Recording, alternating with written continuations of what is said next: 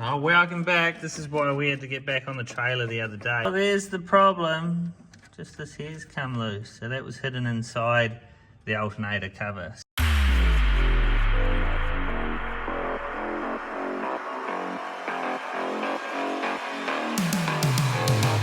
Break it down.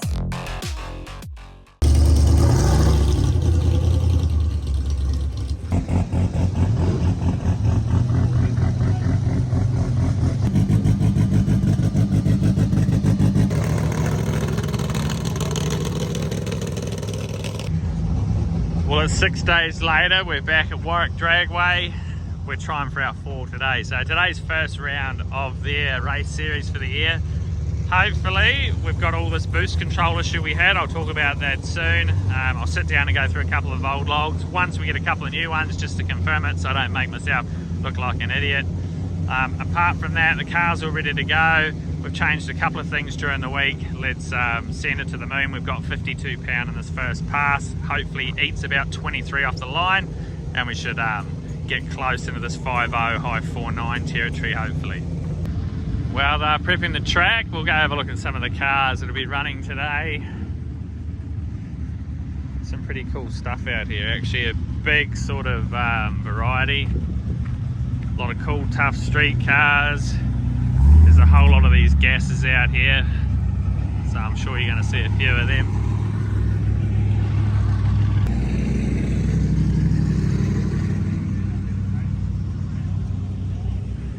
Mr. Gazzard, how are you, mate? Yeah, good, buddy. What's happening? It's your average big block, yeah. That's cool, eh?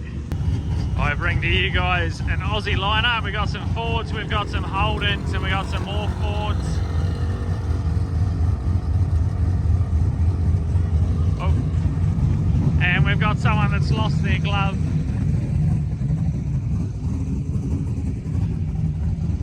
We better go and do the right thing and give it to them. I've never seen so many of these in a row. How cool is this?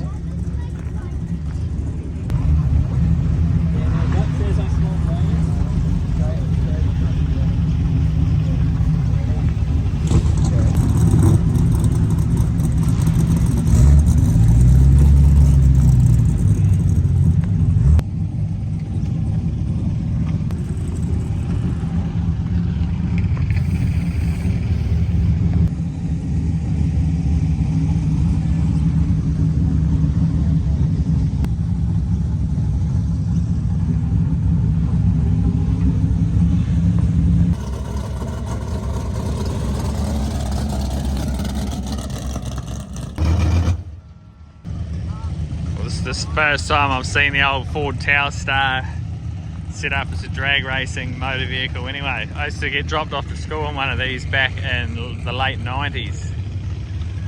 I wouldn't have been late for school if it was this one. We got Mr. Hoff here too, he's running in radial.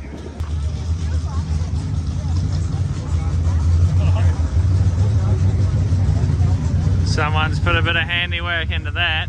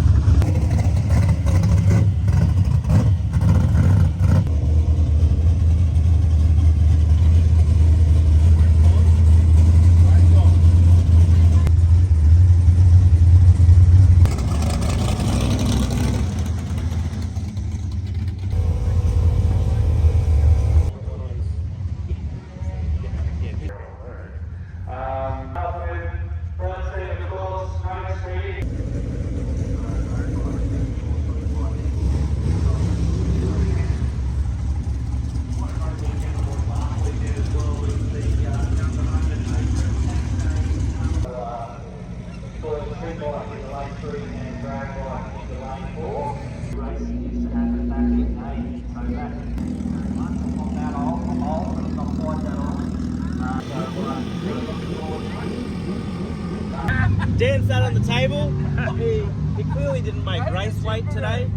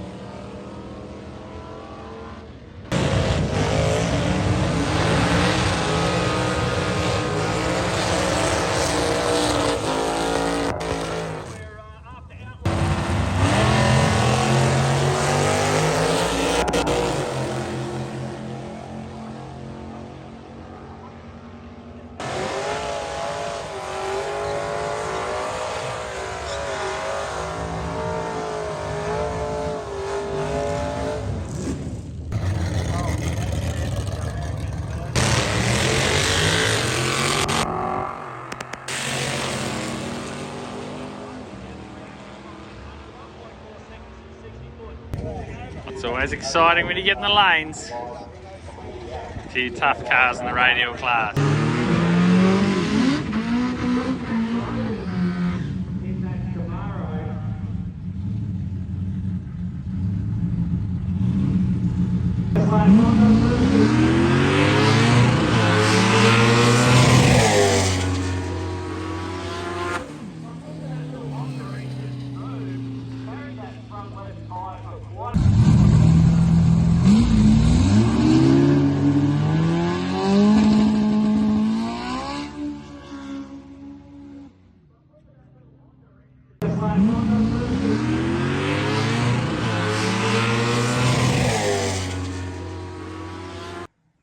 Uh-oh. Righto, as you've just seen, it just did one pass. So this is the next day now, obviously. We're back in the shed. Our first and only pass, it ran for 2.7 seconds, hit a safety. Now, the safety that it hit is one I thought we were never going to see again, and that's coolant pressure. So, don't know what's going on here. Today I'm going to pull the head off this thing. Obviously with the fire rings and the dry deck, it can't be through the head gasket seal. Well, by rights, there's nowhere for those gases to be able to get into the cooling system. Something else quickly to mention, we started that pass at 23 pound on the two-step, and we managed to get 51 pound into it within 1.1 seconds. So it's never seen that sort of power ramp. The front did lift off the ground slightly, but it carried for what you'd expect or what we'd want it to do. So that's all sort of looking promising. So the chassis seems to be playing the game, but it could definitely take a lot more on the hit too. So we've never had, even when it's gone 780 before, I think the most we would have had in it at that 1 second mark would have been lucky to be around the 40. So definitely the little tyres are copping it hard. The motor's copping it hard too when you think it's leaving at 6,500 revs and then it's got to ramp through under massive loads like that. So we can't blame it. It's something that we're going to come across. Other guys have come across it, but we've just got to figure it out for ourselves. So one of the downsides to this copper head gasket stuff is you do end up with weeps out of the oil return passages. So we're probably lucky this is dry deck, otherwise you also get it with the coolant leaking, especially when it's cold, they say. So it's not just this engine, it's every engine, but we have noticed a fair bit that ends up sitting on top of the block around here. Intake ports full of water, nothing's coming out of there, nothing's coming out of the chambers. Righto, before you ask and say, are you sure it's not your sensor? We're just checking that. So I've started at 0 and just slowly working my way up. So we've got 15 going through that little regulator. Then inside the car we're showing 15.6. So we'll go up another.